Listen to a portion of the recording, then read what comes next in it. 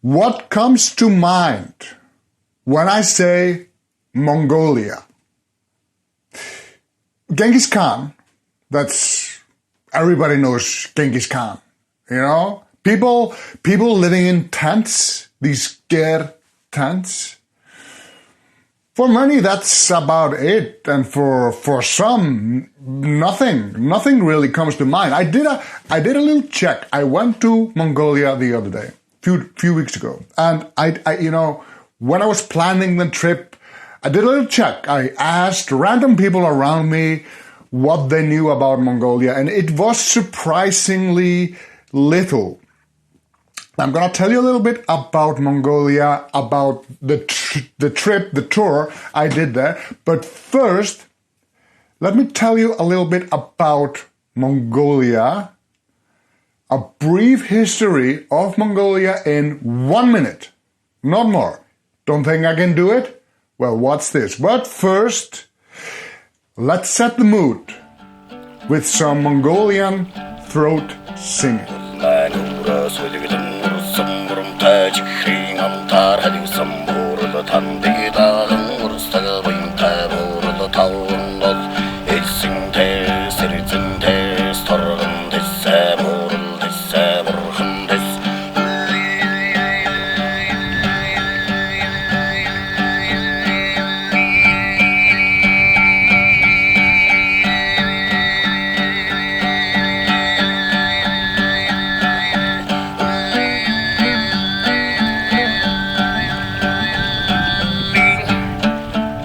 The most significant thing you need to know is that the Mongols are the descendants of, the greatest warriors the world has ever seen. But why do I say that? At its peak, Mongolia covered some 9 million square miles. That's 23 million square kilometers of territory, making it the largest continuous land empire in the world history.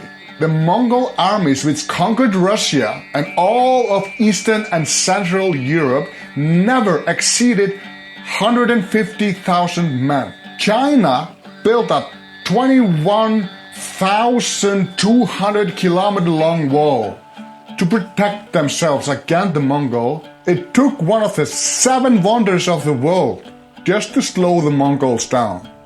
The relatively small army. That's why I say the greatest warriors the world has ever seen.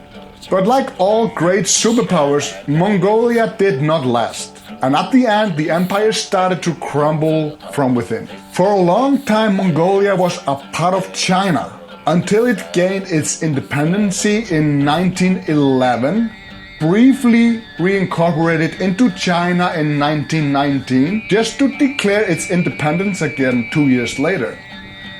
At that point, the civil war in Russia spilled over to Mongolia and it was occupied with USSR troops.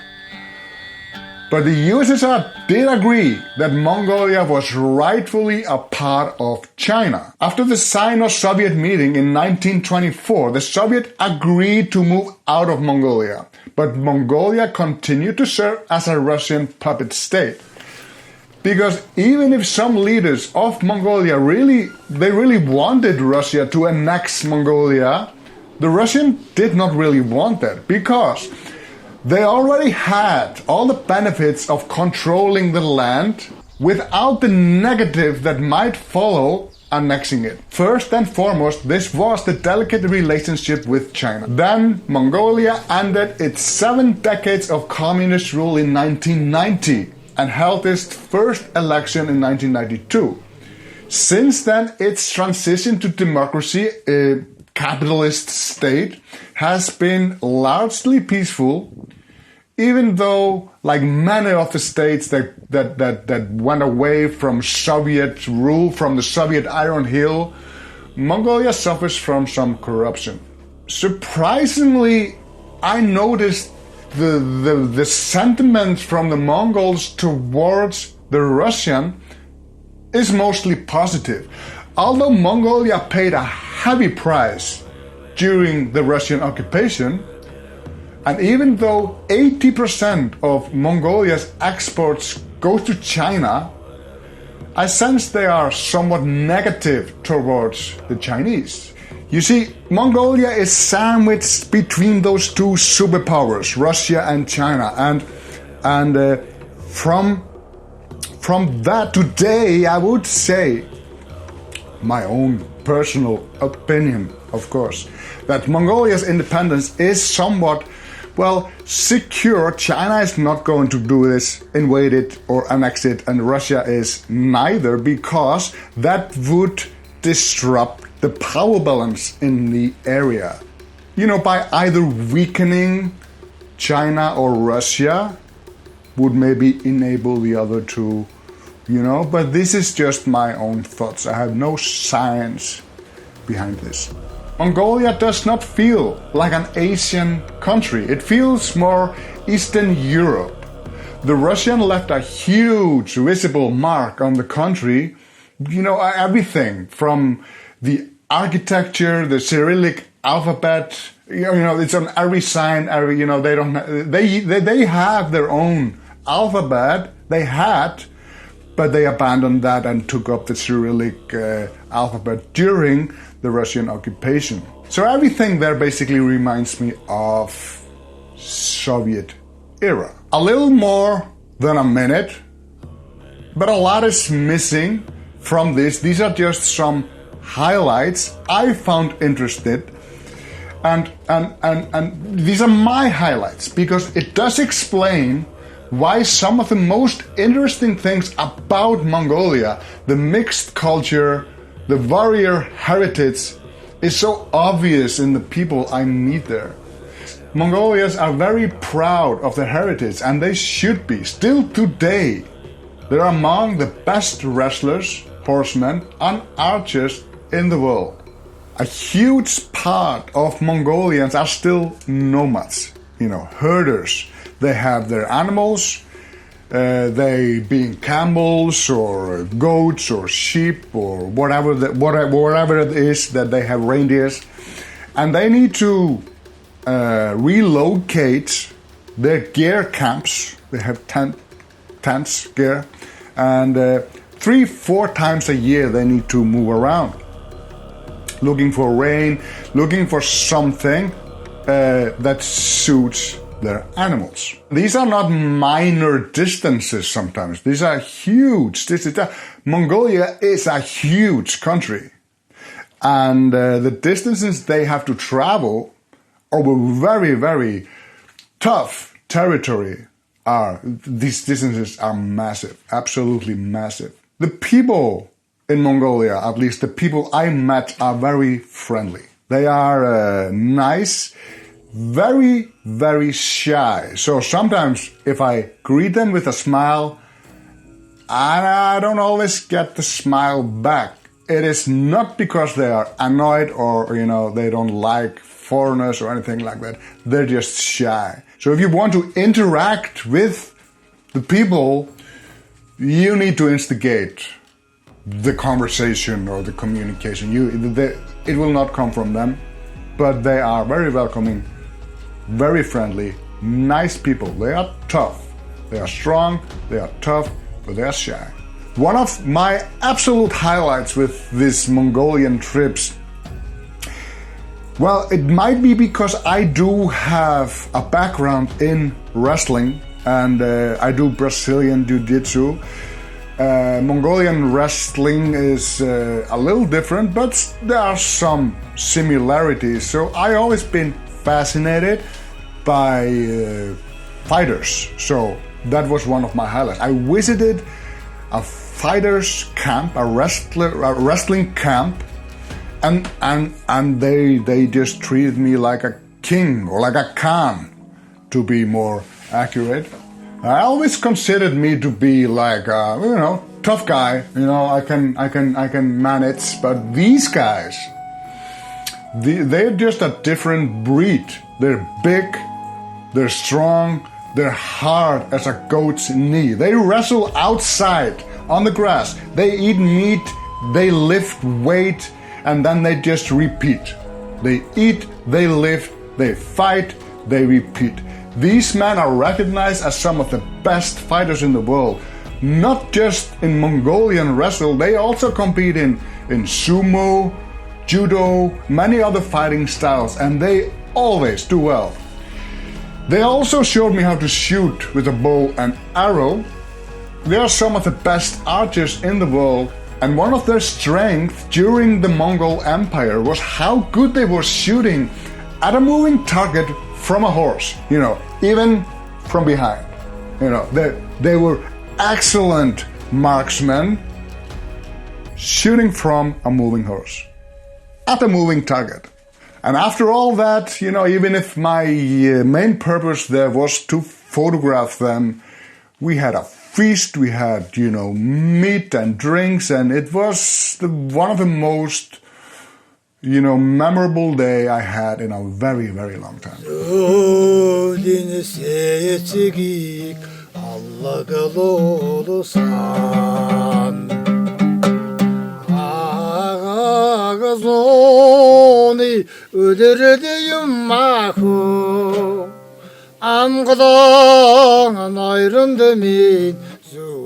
I also visited a Kazakh family in Western Mongolia. Again, hard people, hard on the outside, but soft and extremely friendly on the inside. These are the world famous eagle hunters. And it was truly a mind-blowing experience to see the unique relationship between the hunter and the eagle. Together they hunt anything from small animals like fox to bigger animals like a wolf. But for that, because wolf is big and strong, the eagles need to team up. It takes 2 or 3 eagles to take down a wolf. Just imagine the expertise and the connection between the hunter and the eagle it takes to train an eagle like that. It truly was one of the most impressive things I have ever seen. And again, in these camps, treated like a king, good food, good people, music, it was amazing. And last but not least, we visited the nomads in the harsh Goby desert. Camel herders that live in one of the most extreme environments in the world. Herding the double-humped Bactrian camel, they have lived there for thousands of years. Life there would be very difficult, if not impossible, without those camels. Used for transportation, they can carry from 170 to 250 kilograms and walk 50 kilometers a day. They can travel for 30 days continuously without drinking a drop of water. And if you're still not impressed, they can tolerate heat anywhere from minus 30 Celsius to 50 degrees Celsius. All in all, Mongolia is not a very developed country. Apart from, the center of the capital, the nation's capital, Ulaanbaatar, which is quite modern actually. It looks just like a bustling metropolitan city. It has, very Soviet-style architecture, but they also have modern things. They have a bendy glass building and fake grass on the square, and they have, this is a regular city. But if you go away a little bit from the center, you will start to see these tents, these scare tents, which people still live in. And the food in Ulaanbaatar is very good. You can find excellent restaurants, Mongolian barbecues, stuff like that. It's just, if you like food, it is a very, very good place for that. But in the city, once you get out of the city, it becomes very simple. It's meat, it's meat. If you're a vegetarian or a vegan, you might want to think ahead before you go anywhere away from Ulaanbaatar. Because out of Ulaanbaatar there is just space. Like I told you, this is a huge country, and sometimes you can just drive in a desert for hours and just nothing changes. You're looking at nothing. No mountains there, nothing there. You know, then you drive for 2 hours and it is exactly the same. It is literally exactly the same. It is kind of amazing to experience that. And the drivers, they are kind of like a freak of nature. They just have this built-in GPS. I don't know how they do it, because they don't use a GPS, you know. And for example, I did tours like this in Bolivia also, where you drive in the desert, but they always had, with no GPS, I might add, but they always had mountains. They had like, oh, this is this mountain. I go there and I'm on the right track. But these guys, they have nothing. There's nothing. There are no roads. There are some paths. You can see some of the paths, but because of the situation in the past 2 years, they haven't been driven a lot, so it kind of like faded away. You know, there are some paths. It's sometimes, you know, it is literally amazing how they can go, how they can drive from A to B without anything. But, you know, it's just crazy. So I'm gonna give you a piece of advice to take a trip in Mongolia.